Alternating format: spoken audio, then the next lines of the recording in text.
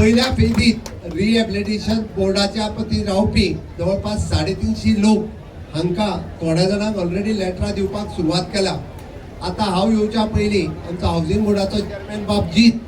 येवन गेलो तर हावजिंग बोर्डाचोय विषय हो पेंडिंग आशिल्लो की तेची बिल्डिंग रिहॅबिलिटेशनच्या अंतर्गत ती मोडून नवीन बांदपाक जाय, पण ताका परमिशनां ही अजून पर्यंत मेळोंक नाशिल्ली। हांवें कित्याक सांगता, this is a long pending issue for last more than 20 years,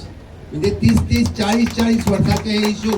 तुम्ही मुद्दामून पळयात, रिहॅबिलिटेशनान तांकां घालून आयज 30 वर्सां सोंपली, कोणी त्यांच्या घराचो विचार करूंक ना, ताका लागून संकल्पाक निवडून येवचो पडलो आणि तुमचे प्रश्न सोडोवचे पडले।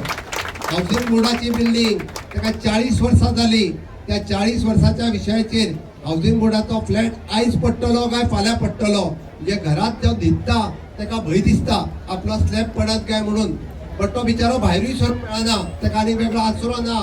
पण तो आसरो जर त्याच्या नावार करून ती नवी बिल्डिंग बांदून दिवपाचें काम एकूय पयसो ताका खर्च न करता ताका बांदून दिवपाचें काम या संकल्पान इनिशिएटिव्ह घेतले आणि म्हज्या सरकारात ते करून दिवपाचें ठरयलें। हांव कित्याक सांगता तर आमच्या सरकारात सामान्य मनशाक मागीर ते दीनदयाळ सामाजिक सुरक्षा योजना आसूनी